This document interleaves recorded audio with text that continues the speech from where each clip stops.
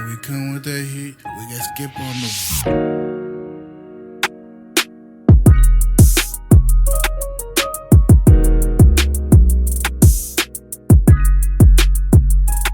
Welcome in, $1 Million Radio, episode 43, live here at Jerry's Barbershop. Welcome in, boys. Welcome in. Appreciate it.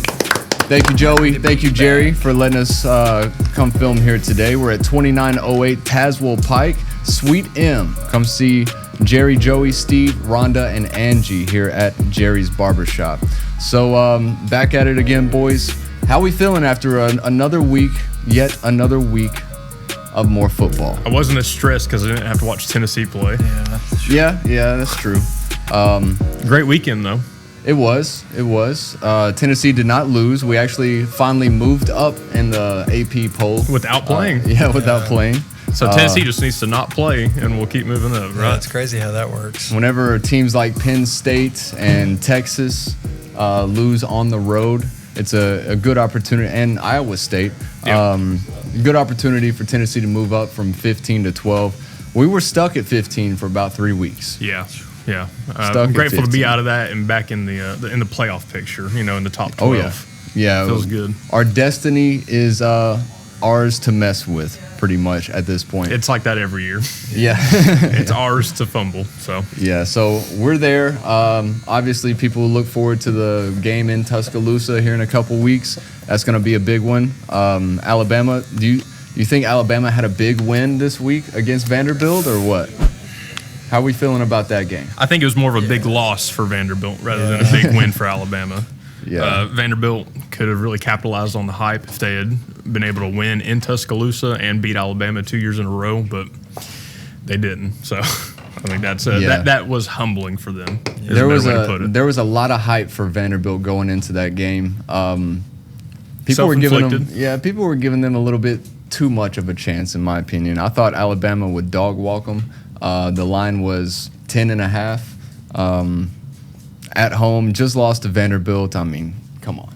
Alabama's not losing twice in a row. For me, it wasn't a team loss, though. I mean, every loss is a team loss, but a lot of it was self-inflicted, like Diego Pavia fumbling and having an interception when you're in the red zone, Yeah. That's not going to let you win a game, so. You think Diego Pavia still talks trash going forward? Yeah, I mean, he should, definitely. But I don't think he has to back it up, That's another game we got to be ready for, though, late in the year. Vanderbilt at Tennessee, late November, Thanksgiving weekend, as it always is. We're going to have to be on our P's and Q's against Vandy. It's going to be their Super Bowl, so you know how that goes. Yeah. And another one, Penn State, ladies and gentlemen, 25.5-point favorites on the road at UCLA, which was basically a neutral site game in Pasadena, California. Nico Iamaleava with 5 touchdowns. He gained a little more respect to me. Not going to lie. He played like the 5-star he was recruited to be. Yeah. Going into that game, Penn State had never trailed for a second this season. UCLA had never been in the lead for a single second this season. 0-4. That's crazy. So, Penn State with 2 losses in a row, tough overtime loss at home to Oregon the week before, falling to UCLA 42-37 on Saturday. I saw something that said James Franklin has proven that he can't win the big game, right? Yeah. He's like 0-10. That's something we were on last year, too. Yeah. And that's a fact. But now he's proven he can't win the games he's supposed to win. I thought that was amazing. I love to see it. I'm not a Penn State fan at all, so I love to see a good upset. Yeah. Shout out. We can say it this time. Shout out to Nico for helping Tennessee this week on the bye week, moving up another couple spots because Penn State falls out of the top 25. When they're 0-4, it's easier to root for him too. If he was undefeated through week 5, it'd be kind of like I can't root for him, but he leaves and now he hasn't won a game, and then the game he does win, it's to help us out. So So that definitely helped us move up and still got those playoff hopes alive. And luckily for us, when we did lose to Georgia, we were number 15, lost at home in overtime, and then we didn't we didn't fall back from 15. Been there for 3 weeks now. So now up to number 12 for Tennessee, but we'll get to the AP poll here in just a second. Other scores from week 6 this weekend. Cincinnati over Iowa State, 38-30. Iowa State was number 12, and now they've dropped back. Number 22 now after that loss. Georgia defeated Kentucky 35-14. Did y'all think that Kentucky had any shot in that game? They did. They drove down the field before the half was over, and they about had a touchdown. And then the kicker, who's been very reliable throughout the whole season, he shanks like a 20-yard field goal, like hard right. So at that point, that was the game, in my opinion. Yeah, I can see that. Michigan over Wisconsin, 24-10. Michigan is having a sneaky good year. I'm going to say that. Except that loss to Oklahoma. Yeah, they do have one loss, 4-1. They moved up from number 20 to number 15 after that win. Alabama over Vanderbilt, 30-14. Griff, your Broncos didn't really, They showed up better than it wasn't a huge. they should have. Yeah, It wasn't like a huge blowout loss, 28-7 to Notre Dame. Boise State falls to Notre Dame on the road, I believe it was. Texas A&M over Mississippi State. Mississippi State had a little bit of hype after that tough game to Tennessee 2 weeks ago. Fall 31-9 to the Aggies. Is Texas A&M the real deal? We go through this cycle every year. I'd like to see them play someone a little better. Yeah. And this is to no offense to Notre Dame or Mississippi State.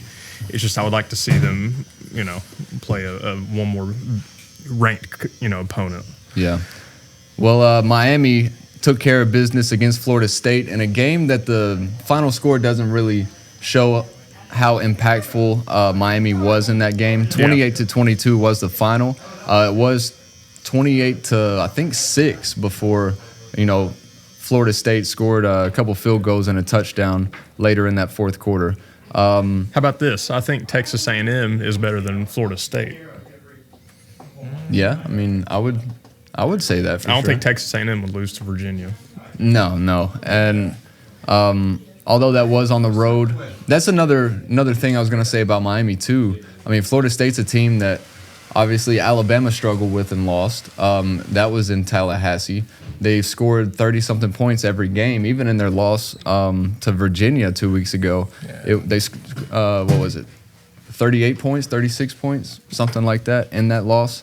So Miami's defense is, I think, the real deal. I've been saying that for a couple weeks now. But, Miami took care of business. That line was 4.5, so they covered as well. Good teams win. Great teams cover. Florida defeats Texas 29-21. Arch was not ready for the swamp. I don't think he's ready for college football. But Division One, yeah. It's not his fault, man. It's not his fault. All the hype coming into the season because he's his last name's Manning.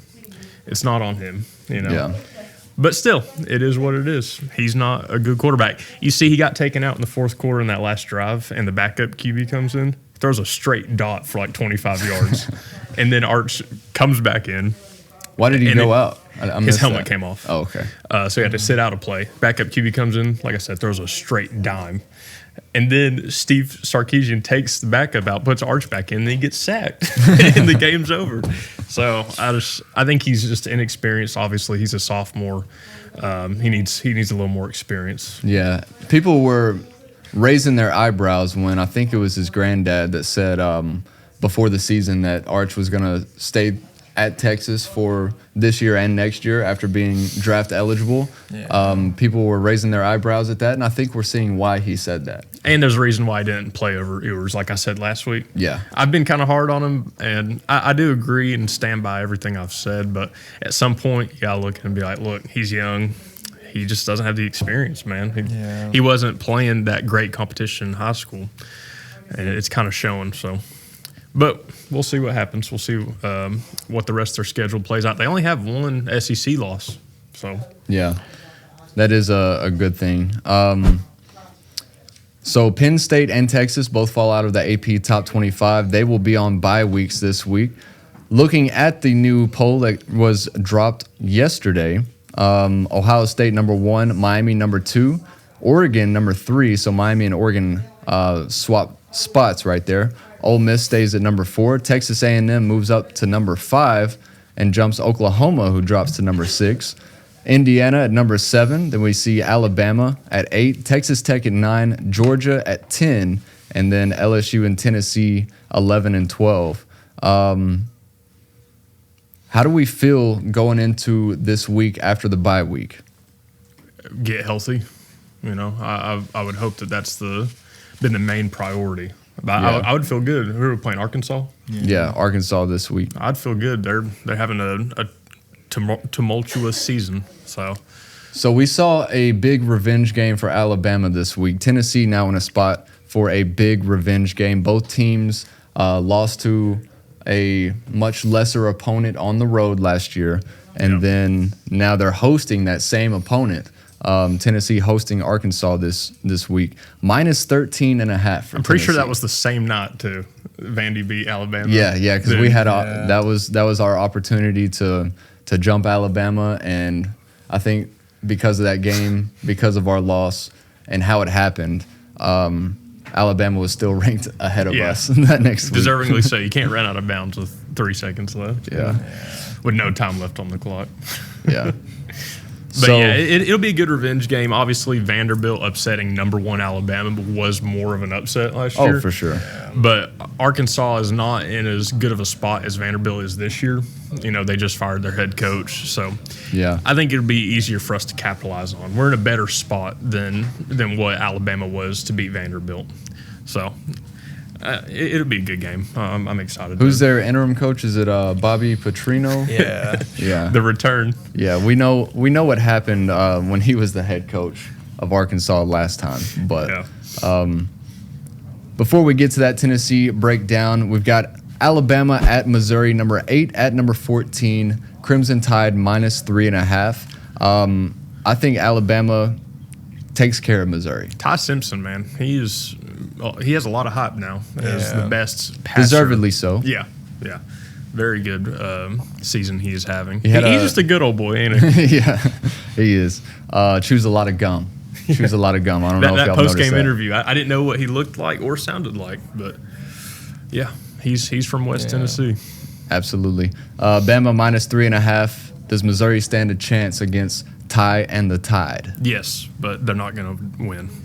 Yeah, I feel like it'll be what is it, 3.5? Yeah. I'll say it'll end up being, a 10-point win from Alabama. Yeah. That'd be kind of impressive. I mean, Missouri's number 14. They've also had a sneaky good year, like I said, with Michigan earlier. This was a game that's coming up. We highlighted a couple weeks ago. And that was before Illinois got blown out at Indiana. That score was 63-10. Number 17, Illinois hosts number 1, Ohio State. Ohio State minus 14.5 on the road. Ohio State's going to easily win, I think. Their defense is crazy. They've let up an average of 5 points a game. Yeah. I want it to be close, but it's going to be a dub from Ohio State. Yeah. I'm going to take Illinois, not money line, but plus 14.5. I think with it being on the road, Ohio State just went to, Washington 2 weeks ago? Yeah. Wasn't anything like a blowout like people were kind of expecting. They did cover. It was, I think, 24-6 was that final score. Yeah. Ohio State might have had a bye week last week, so this will be. No, they played Minnesota. Did they? Yeah. Okay. But yeah, so Illinois plus 14.5. I think it's going to be a little bit closer than people might expect. Illinois being at home, a big reason that I say that. But number 6, Oklahoma at unranked Texas, Red River rivalry. Texas still the favorite, minus 2.5. It's going to be a good game, I think. Yeah. I think. I don't know. And did you say John Mateer might be coming back? There's a rumor saying that I'm not going to go into it, but there's a rumor that he may be back for that game. We'll see, though. It'll be a game time decision. Yeah, Arch will be playing. Texas fans everywhere are real sad about that. Who's their backup? Do you know? I don't know the name, but I just know he came in and killed it. For the one play? Yeah. So, yeah. Red River rivalry this weekend. We also have a top 10 battle. Do we know where game day is going? Does anybody know that? I would guess it'd be the Texas-Oklahoma game, but I would say either that one or this one. Number 7, Indiana at number 3, Oregon. Oregon, top 10 battle favored -8.5. that's going to be a good one. See, is it a night game? I can check the time. I'm sure it is, though. Because I have a bad feeling Big Noon might snag that one. Oh, yeah. Yeah, I didn't They think may. about that. Not NFL, but Please don't let that be a noon game, for God's sake. We have college game day at home. It's big noon Saturday. let's see. See, the only person I like on that set is, what is it, Mark Ingram? And And you then, got Joel Klatt with the Arch Manning cope.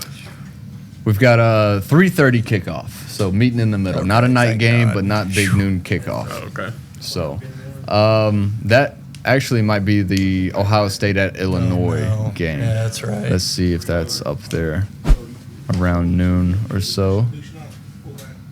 I could just, type it in and search it, but I'd rather scroll through all of the games. Yeah, that's at noon. So Ohio State at noon, and then Indiana, Oregon at 3:30. So Big Ten's got a pretty big week this week. Yeah, it'd be a good week. Florida off that big win at home against Texas. They're on the road at number 5, Texas A&M. This will be a good test, I think, for Texas A&M, too. Yeah, Florida's defense is pretty good. They've been pretty good all year, but their offense has just been throwing 5 interceptions a game against LSU. Billy Napier, man, he lives to see another week, but No, I fully think he saved his job. You think I hate so? to say it, You but think so? he may have just saved his job. he may have for the season, but I don't know. I hope he stays Me too. as long as he can. Same here. So that line is -7.5 for Texas A&M. You think Florida keeps it close, or Texas A&M? Do you think they prove themselves and win by a touchdown, double digits, something like that? See, wasn't this game close last year too? I'd have to look. I have a feeling it I want was, Florida to but win so bad. So I'm gonna say Florida wins on a game-winning field goal, like USF did to them at home. Yeah. I'm gonna say Florida does that to Texas A&M because the Texas A&M roller coaster every season is like they're the best, one of the best teams in the country, and then they get humbled. This may be the game that does it. And So- Florida's a good opponent for sure. A Texas win is a good thing to capitalize off too. And I don't think Florida's record necessarily shows the type of caliber team that they are. Yeah. Texas A&M is 5-0, ranked number 5 at home. Kyle Field, the 12th man advantage. Give me Florida +7.5. Keep it within a touchdown. Yeah, I think so. See, I think A&M might be too overhyped right now. Think so? Just where did they start the season at to where they could be 5th at this point in the season? I want to say they were around top 15, Yeah. top 20, something like that, in that range. But Yeah. their offense has been very good. Yeah. It has. But Florida's defense is good, like you said, so Yeah. it'll be a good match, I think. Yeah, so we also have number 10, Georgia at Auburn, +4.5 for the Tigers. Georgia, the 4.5-point favorite in that one. You think the Dogs roll? That's a hard one. Auburn's not that good, honestly. So, yeah, give me Georgia winning by a touchdown. What about you, Griff? I think it'll be close, but Georgia's got too much firepower. Yeah, with it being a road game, Auburn's not the easiest place to play. It's pretty tough place to play, but they don't have that same hype and momentum that they could have, or that we've seen Auburn have in last decade or so. Also, that loss to Alabama, which is like every year to Georgia, that loss that Georgia lost to Alabama, I think that will set a fire under them again. Oh, yeah, for sure. That's why they put the belt to Kentucky. And I Georgia think they'll could continue have 2 losses right now. Should have to. Should have 2 losses. But we also have South Carolina at LSU Saturday night. LSU number 11 at home, -9.5. Seemed like Garrett Nussmeier is going to be good to go. LSU had a bye week to heal up a little bit. 2 banged up quarterbacks, Yeah. Sellers and Nussmeier. Sellers they beat Kentucky pretty good 2 weeks ago. I don't remember what South Carolina did last week. Maybe they were on a bye. But, well, obviously they lost to Vanderbilt too. Yeah. So Yeah, that was a tough loss for South Carolina. I think they beat Kentucky the next week. Yeah. But now we've got Tennessee, number 12, hosting Arkansas, line -13.5. Revenge game. Joey Swagular back in Neyland Stadium. Do you think what do they say with the demons? You don't purge demons, but what do you exercise say? them. Exercise them, yeah. Tennessee's hitting the gym this weekend in Neyland Stadium. Oh, dude, I don't even think it's going to be close. We actually have a good quarterback this year. I'm excited. So, he's a vet, too. Yeah. Chris Brazzell is on pace to do better statistically than Jalen Hyatt, who won the Wide Receiver of the Year award. I think the fireworks will be going off a lot in Neyland Stadium Saturday night or Saturday afternoon, late evening. Yeah. Sun setting on Neyland Stadium. I love that time slot more than any of them. Me too. That 3:30 to 4 o'clock time slot, that's my favorite for sure. Yeah. What do y'all see happening this weekend? Just with the game, with the Tennessee game? Yeah. I think it's just going to be a blowout. I don't think it's going to be close. I feel like Arkansas will put up some points. I'll say 38-14. That's it. I agree. Yeah. I'll agree with Griffin. 38-14. Well, What do you think? Just so y'all are right, because anytime we all three say the same thing, No, don't. it never goes well for whatever team that we're picking. So I will say Arkansas keeps it close. How about that? Fair enough. I think we can, You got to do what you got to do. come to a compromise on that. Just so we're not jinxing them Yeah. with all three of us Yeah. with the same ideas. But let's take a look at Tennessee's upcoming schedule. Remind us who we've Should got have after Oklahoma, this week. Alabama. Is it? So we got Oklahoma's after Alabama. Okay. Yeah, we got Alabama next week. So we're at this point in the season where we're gonna prove who we are, what type of team we are. We're on the road at Kentucky the week after that. Then we host Oklahoma. So these next 4 games, we will either be a playoff team or at the bottom of the top 25. Yeah. So, and it starts this week. We need a big win against Arkansas. It's not going to be a slouch of an opponent. A lot of times when you see a coach get fired, then the team kind of rallies behind that, and Like UCLA. like UCLA did. Yeah. So that is something to remember. As we move on to NFL, did we watch any football this week? Yeah. Any NFL? I did, yes, all day yesterday. What stood out to you yesterday, Jacob? Well, in the NFL. Well, first of all, I had a big parlay, didn't hit, but the first bet on the slip was for the Vikings and the Browns, and for the Vikings to win. Browns were up 17-20, and the Vikings got it back with like a minute something left, and Carson Wentz goes on a game-winning drive and scores a touchdown with 20 seconds left to give them the lead, and ultimately that was the game-winning touchdown. So that was a great game. Tampa Bay That was a versus the Seahawks. hell of a game. Was it not? The Yeah, Seahawks. That was a great game as well. Baker Mayfield, man. Best jersey matchup of all time. Yeah. Baker Mayfield's one of my favorite quarterbacks in the league right now. Yeah, no, I agree. He's an absolute dog. Yeah. Absolute dog. And then I capped off the day watching the Bills versus Patriots. That was a good game. I was not expecting the Patriots to win, though. I really The wasn't. line was -8.5 for Buffalo, and the Stephon Patriots Diggs and win his- outright in Buffalo. Yep.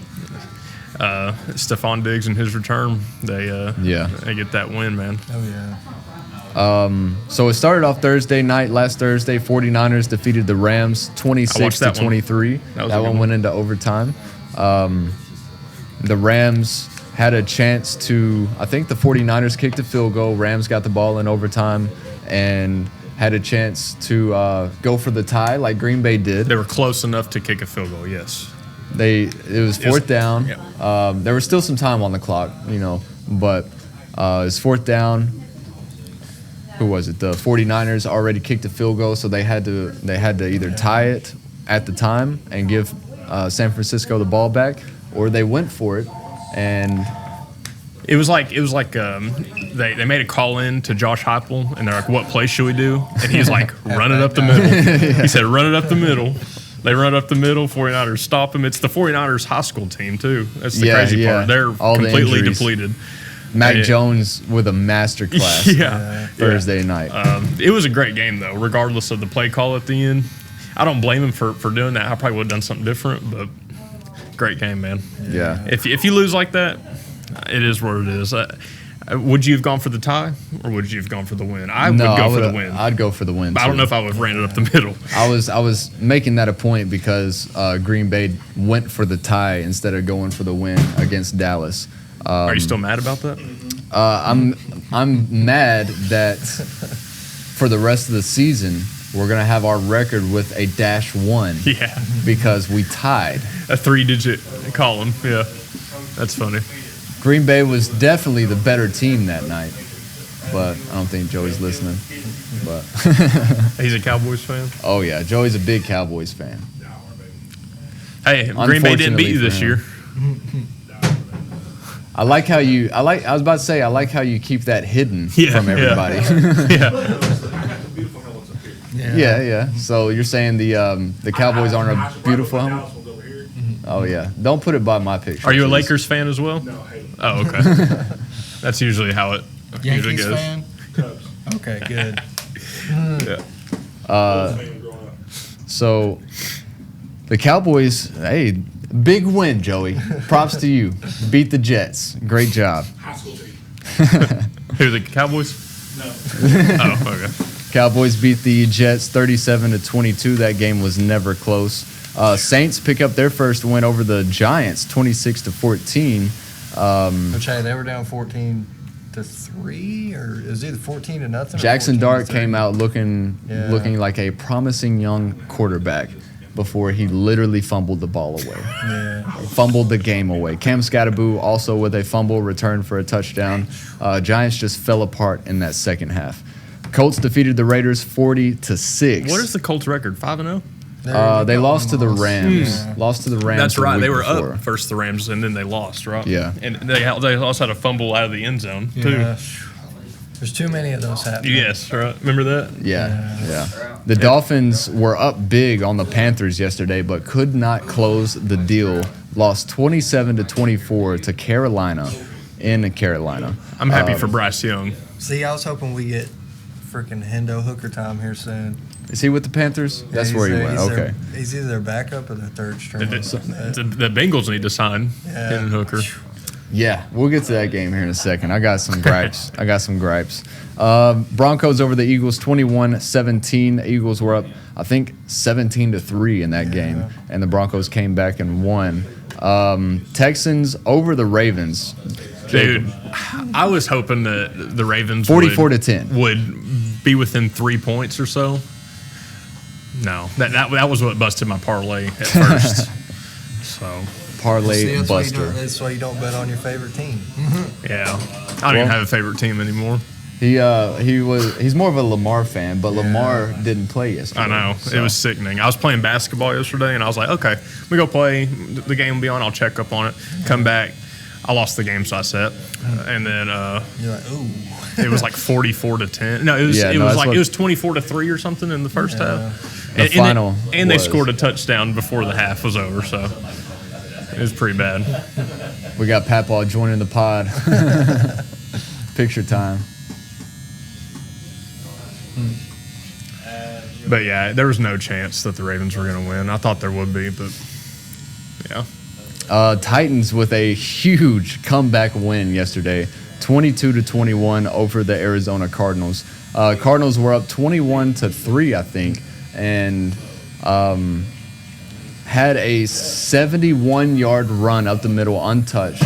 Keep in mind, this is their third string running back with his chance to shine because the first two, James Conner and I can't remember the other running back, they were hurt. So it's his time to shine, his chance to prove himself. He runs 71 yards. Well, I shouldn't say 71 because he didn't make it to the end zone.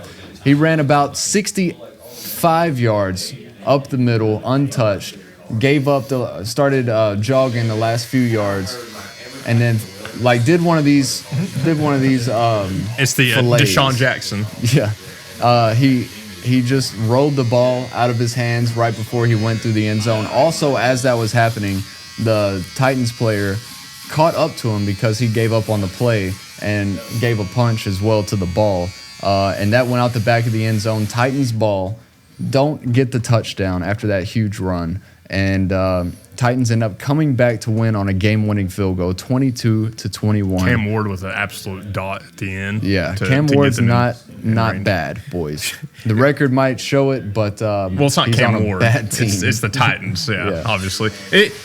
That dude doing that, what you're calling a fillet in the end zone, a dude for Tennessee almost did that when we sacked the Mississippi State quarterback. Yeah.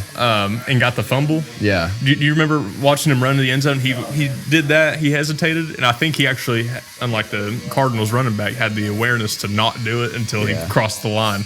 Why is that still a thing? I don't understand how your priority every time if I'm able to, I'm sticking that out. You hand it. You finish the run by handing the ball to the ref. Yeah. That's what you should do. Yeah. But that did not happen.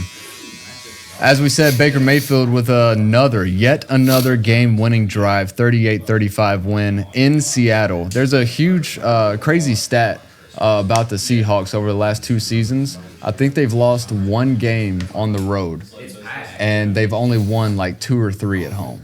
That's crazy. Wow. And you would think that would be completely opposite with that stadium and environment that they play in. Well, the thing was, Sam Darnold threw an interception at the end. They had a chance to go down. It was tied. They had a chance to go down and kick the field goal. There was a minute or something left. Literally, Sam Darnold throws an interception, and it's right in their own territory. Yeah. So it set Tampa Bay up for that. So I think they ran it like 3 times maybe. I don't remember the exact final plays, but I just know it was right there. Yeah. Tampa Bay with yet another big win. They're definitely every week is just a field goal win. They're definitely going to be in the playoffs, and it's not going to be any easy out for any team that has to play them. Do they have any contention in the South this year? You got the Saints, no. The Panthers, no. Falcons, not really. So. Yeah. Well, it's crazy. When the Chiefs last year were winning by a field goal, we all hated it, and I agree. I hated it too.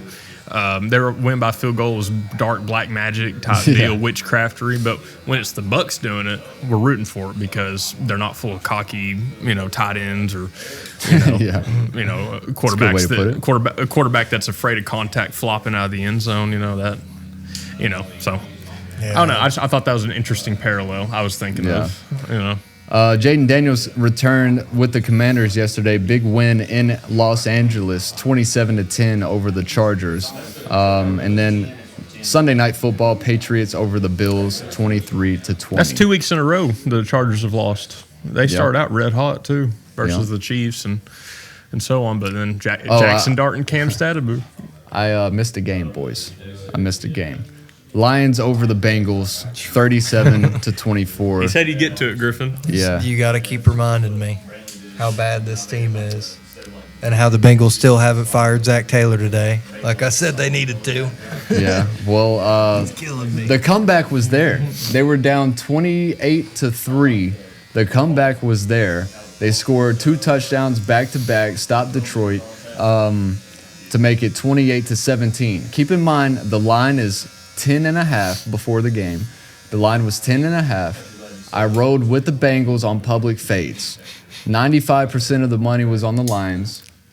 We're going with Cincinnati. Plus 10.5. All you got to do is get one more stop. They don't. Another touchdown makes it 35-17. And then the Bengals score again. So, hey, we're looking good. 35-24 now. Just an 11-point game right on the fringe of that cover. And then they score a touchdown, try to get the onside kick. Somehow they don't recover that. I thought that them just giving I didn't have the sound on. I was just watching on my phone, but I saw where they just kind of basically gave that to Detroit, even though Cincinnati came up with the ball. They had the ball. The Reds declared it was. Yeah. Oh, okay. Yeah. And I didn't watch the game. Cincinnati player ended up coming out of the pile with the ball. Wow. So I thought that was kind of crazy. But even then, the Bengals hold them to 3 and out. Yeah. They make them punt, and they punt it, get them deep in their own territory. That happened probably 4 or 5 times yesterday with the Lions punter just pinning them back deep. And Bengals with the ball, 11-point game, need a cover 10.5. Safety. Never trust them. Safety. Griffin, give me one word to describe Cincinnati sports. Think hard. Think long and hard about it. Disaster, but the Bearcats did just beat Iowa State. That is more than one word. You just pulled a Charles Barkley, Griffin. Steve Nash. Steve Nash and Chris Paul must-see TV. Chuck, that's more than 2 words, Chuck. Yeah, but disaster basically is what the Cincinnati Reds and the Bengals, of course, right? Well, you had to remind me of that one too. You're welcome. So we got Monday Night Football, Chiefs and Jaguars tonight. The line is moved to -3.5 for Kansas City on the road. That is, if you paid attention to our channel, that is a public fade. We're going with the Jaguars tonight. How do y'all see that game going? Don't you dare both say Jaguars. I know. I was just going to say Chiefs are going to win money line. So Okay, I like that. I'll say it ends in a tie. Okay. Okay. Wow. That's so unserious. If that Thursday night football game, 49ers and Rams would have ended in a tie, that would have made basically 2 games in a row. Other than you have Sunday night football, Monday night football didn't, but then because there were 2 games on that Monday, including the Bengals. Sorry, Griff, I had to bring it back up. Thursday night football though, Eagles at the Giants. I think the line was 7.5. Yeah, right now on DraftKings it's -7 for the Eagles. The green app. Yeah. We have no sponsors. We're not promoting the green app, the blue app, the purple app. We're just promoting it ourselves in general. But yeah, it's for Eagles -7. Yeah, and that's Eagles coming off of a loss too. Divisional rivalry in New York. Let's see, we got 76% of the money on the Eagles, so maybe they come out and prove themselves. I think Eagles win in a close one. I don't know if they cover though. Yeah, I'll take the Giants to cover. Okay. Yeah. Overseas, we got the Broncos and the Jets Sunday morning. Jets +7, so that's Denver the favorite by a touchdown. Yeah, I'm not gonna touch that one for sure. I don't really like the Sunday morning. Like I like waking up to football, but it's always 2 teams that I do not care about. Yeah. It's always 2 teams I don't care about. But yet again, it kind of makes it better because you wake up, it's already a close game in the 4th quarter. You're like, whoa. So it's like, always like a super low scoring game. Yeah. This weekend was pretty average scoring, but Browns at the Steelers though at 1 o'clock. Starting off that 1 o'clock slate. Steelers -5.5. Yeah. Give me the Browns. Really? Okay. Wow. Well, I don't blame Dylan you. Gabriel. Yeah. He continues that streak last week, being the Cleveland Browns. Every time they've started a new quarterback, they've lost since like the 90s. Yeah. So, I don't know if he gets that first win this week or not. I think the Steelers, though, are going to win by 2 touchdowns. We also have the Chargers at the Dolphins. Chargers -4.5 on the road. Again, another spot where they're traveling across the country, kicking off at 1 o'clock Eastern, 10 o'clock their time. We saw them sleepwalk through the Giants game 2 weeks ago and then lost at home to Washington yesterday. So back-to-back losses for the Chargers. A lot of people think that they're getting their get-back this week against the Miami Dolphins, which very well could happen. But 4.5 in that game. Saints host the Patriots. New England -3.5 in New Orleans. New Orleans with their first win of the year this past week. Might go with New England in that one. Is Drake May the truth? He's the way, the truth, and the light. Someone said snow melts in May or something. Talking about Buffalo. I saw that sign. Did y'all also see last night the Bills fan that caught the pass from Josh Allen and then ran all the way up to the top? Got out of there. The camera just was like Mike Tirico. Tirico with an all-time call. That was awesome. That was a great call by Mike Tirico. Just living in the moment. Yeah, gotta love it. We got a pick'em game in Jacksonville this week. We'll see what they do tonight with the Chiefs. But next week, Seahawks at the Jaguars. Seahawks the slight favorite, -1.5, although it is even on the money line.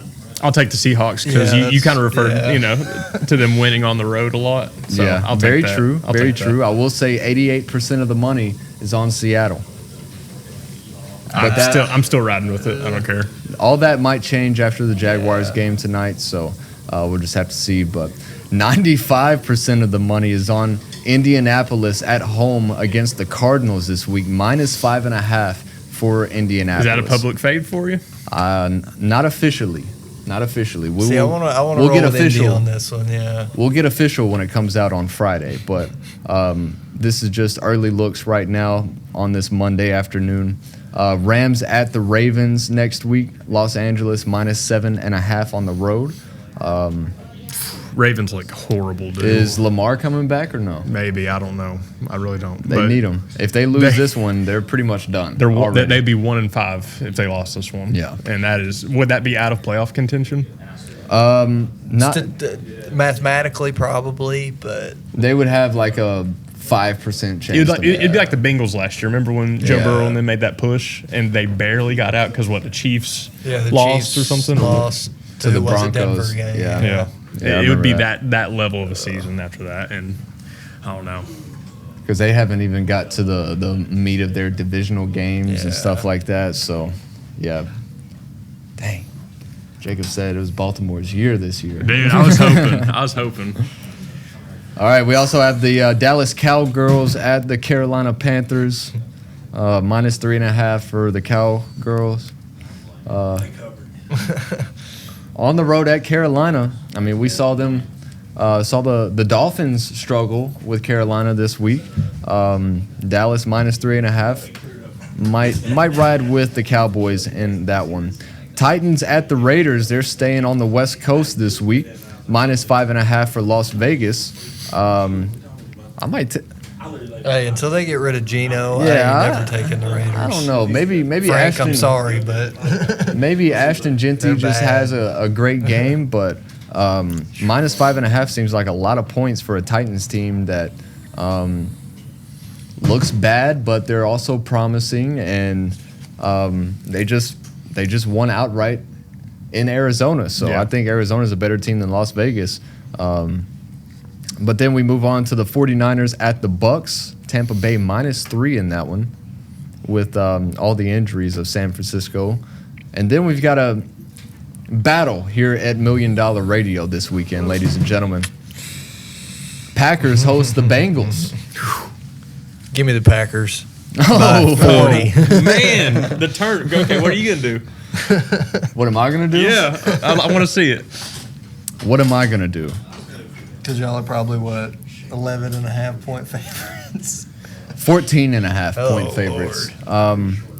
Yeah, that's a big line. That's a big line. This was one of those games where preseason everybody has circled on the calendar. It's a 4:30 game. It was going to be electric. In Lambeau. It would have been electric. Joey B showing up to the frozen tundra that's not frozen just yet. Snowboro. Yeah, Snowboro in the frozen tundra. I like that one. We don't get to see it. Nope. No, we have Towboro right now. That's it. Yeah. So the Packers host the Bengals this weekend. I would love to see a Green Bay win and cover, but that's a lot of points. A lot of the money's on Green Bay as well. So I'm definitely not going to be taking the Bengals. The Bengals are getting put on the banned list. The banned list. I think Bengals cover this week, if I'm being honest. See, that's what I was kind of thinking about, is that Green Bay just always finds a way to be in a slugfest with whoever they play. Well, it's 14.5. You know, maybe the Packers win by 14. Yeah, maybe. Yeah. You know what I maybe. mean? Like 2 touchdowns. I don't know.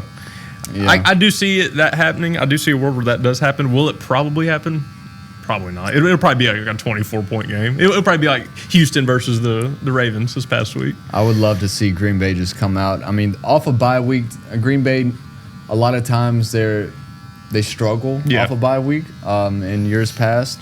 But then we get set up for Sunday Night Football next week. Lions at the Chiefs. That's going to be a good game. That's at the Chiefs, at Arrowhead. At Arrowhead, Chiefs pick'em favorites -1.5. Give me the Lions, baby. The Lions have 88% of the money on them as underdogs right now.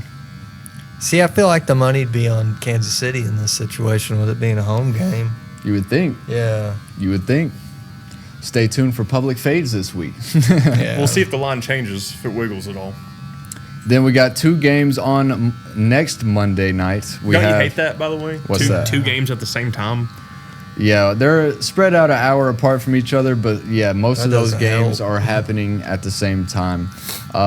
Bills at the Falcons is one of them, -4.5 for Buffalo on the road, and then -4.5 at home for the Commanders hosting the Chicago Bears. Oh, Bears versus Commanders. That's like last year with that Hail Mary Oh, yeah. at the end. Yeah.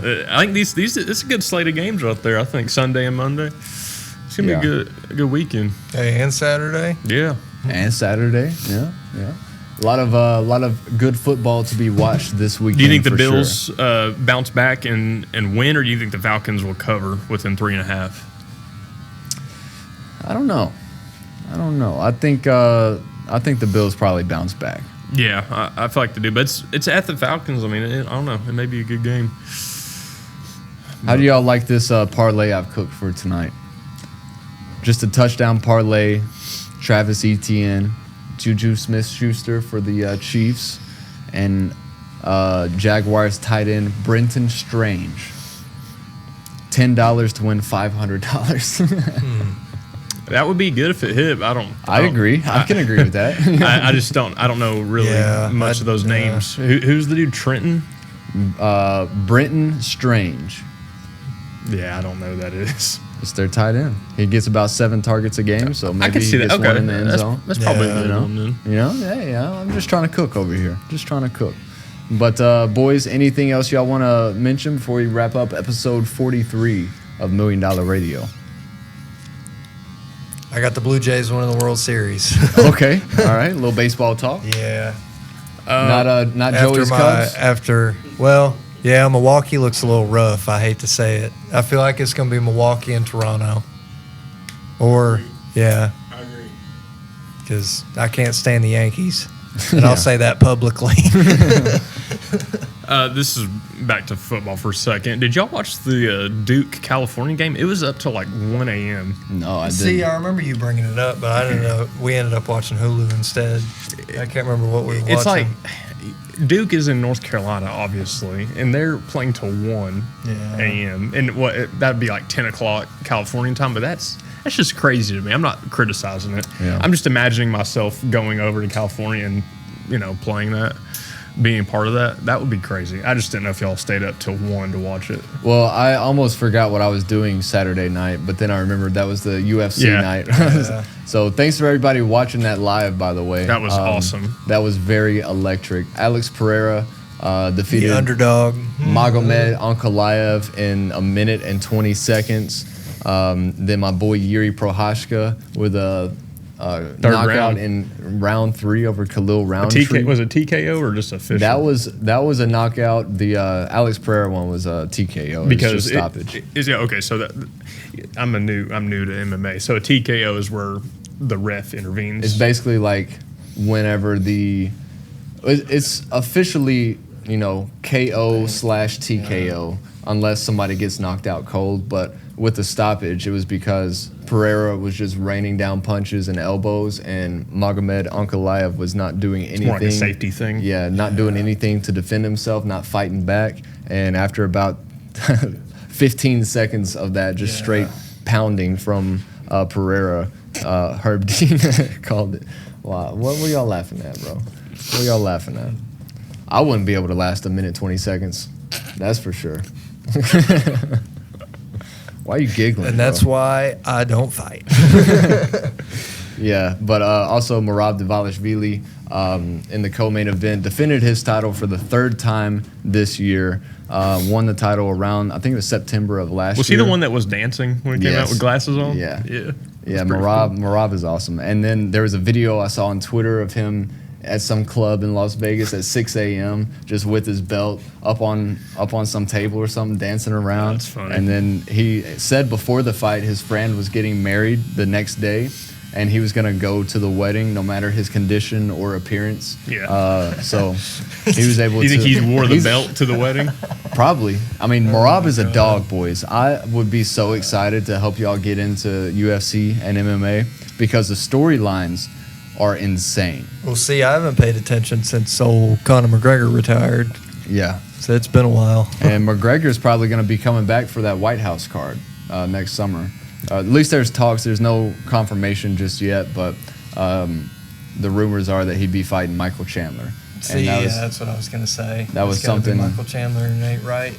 Yeah, that was something. White House card. I remember you'd sent something like that. That's crazy. Yeah, that's gonna. We were hoping it would be July 4th because that's on a Saturday, but with International Fight Week being in the middle of June, I think that's why they're doing it that week instead. But hey, that just means it's here a couple weeks quicker. So yeah. I'd be happy to see that whenever it is. Great, but dude, that Roundtree Jr. versus was it Giro? Yuri Prohaska. God, that wasn't even close. I was watching that live because you told me to watch it, you know? And that knockout I was not expecting that. No, both fighters were so. I said on the live that both fighters were so gassed. Yeah. But also, I made a clip of that, and the TikTok haters were getting in the comments on there where there was like oh, what are you talking about? Yuri wasn't gassed. He was still throwing spinning elbows and stuff. Like, did y'all watch that fight? Yeah, he was gassed. Yuri had a hurt leg, it looked like. He was like stumbling around, wobbling for the first 2 rounds. He was down 2 rounds to none, had to have a finish to win that fight. And then Yuri is just one of those guys who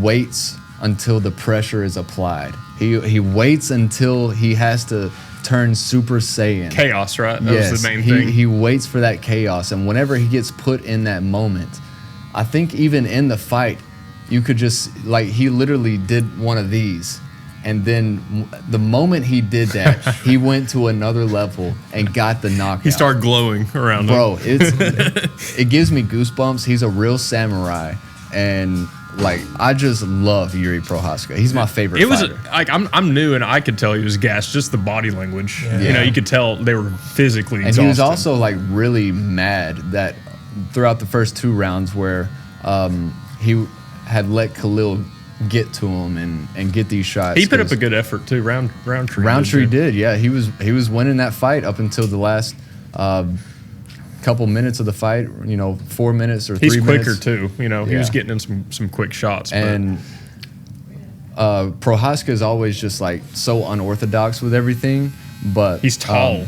He's lanky. Yeah, yeah. He's like 6'3", and he keeps his hands down. Is always doing that number and not staying on the line, which helps defensively. But with your hands down, if you throw a punch, you could get a counter punch coming right back your way, which Khalil Roundtree Jr. did very well in that fight. And then at that point, he just started getting too gassed. Yuri started going for the body.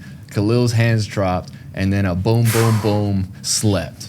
It was awesome. That was awesome. Yeah, that was awesome. It was like, it's one of my first times I'm tuning into a live MMA event, and that's the first fight I see. I'm like, that's pretty cool. Yeah. So also wanted to give a shout out to everybody who supported the TikTok over the weekend. Or didn't. That's great. Yeah, if you didn't, that's cool too. But the $1 Million Minds TikTok page has gained 500 followers since Saturday morning. Love to see it. That's awesome. That's awesome. So appreciate that. Had a reel go off. It's at 32,000 views right now, so that's pretty cool. Awesome. Looking at over 500 likes now, so that's pretty crazy. I didn't think. I mean, obviously, you always think that it just takes one video to blow up before you start getting a lot of recognition and people following and flooding in. But it feels good. It feels good. It's the fruits of your labor, man. Yeah. You're reaping what you sow. I was telling somebody the other day that I was like, I'm running on like 6 weeks in a row where there's just not been a single day off. Like I'm just always doing something. And I'm the same way with my music. Yeah. So I appreciate all the love and support from everybody. Appreciate y'all for watching this long. Appreciate everybody here at Jerry's Barbershop, 2908 Tazewell Pike, Suite M. Come see Jerry, Joey, Steve, Rhonda, and Angie. Ask him to uncover the Dallas Cowboys helmet in the shelf. Yeah, the one that Joey hides from everybody because he doesn't want that to be on display. But no, I appreciate everybody. Thanks for letting us come out again this week. Thanks for watching episode 43. Nope, we still got something to do, don't we? What is your song pick of the week? Man, I'm going to have to let y'all go first. I had something. Actually, no, I know what it is. I know what it is. It's going to be. So let me just go back to last week. I think it was Friday morning. There was a leak, not really leak, but an early release of the 10-year anniversary of my favorite album of all time, Mac Miller, Good AM. And there were 3 new songs that got released from that time period on this 10-year anniversary, which I thought it was weird because it wasn't the 10-year anniversary yet. Yeah. It's sometime in October, I think. But so that came out, and apparently it got released too early. So I was listening to those 3 songs all day, and then I start getting ready to go to work, and they're not on there anymore. They swiped them down. But were they gone completely or like blacked out where no, they were gone completely. Oh, okay. Like couldn't find the title or anything. But I've been listening to that album for the last couple days. You know, going back to my senior year of high school, as it was a great reminder that I am now 10 years removed from my senior year. 10 years since my last football season and all that, and then when everybody's graduating in May, then I'll officially have been out of high school. We're over 5 years, Yeah. and it feels crazy. But anyways, my $1 Million Radio song of the week is called Ascension by Mac Miller on that Good AM album. Okay, I'll do Small Worlds just to do that with you. Nice, I like that song too. Well, now y'all making me feel pressure to pick a Mac Miller song. Man, pick whatever song you want, buddy. I'm gonna go with what's it called? Hold up. It's off of kids. It's off of kids. Let me see. The Spins? Yeah, not the Spins. It's There you go. I'm gonna go with Senior Skip Day. Ooh, by I like Mac that Miller. one. I like that one. Taking it back for real to senior year. We promote peer pressure here at $1 Million Radio. Absolutely. And we're pressuring y'all to come to Jerry's Barbershop to get your hair cut here at in Knoxville, Tazewell Pike, 2908 Tazewell Pike, Suite M, Jerry's Barbershop. Thanks for everybody for watching. Thanks for the guys here letting us come out for the second time. And we'll be back for episode 47, I guess. 4 episodes from now. So do one here every month, one at Dead End every month, and then 2 in the home studio.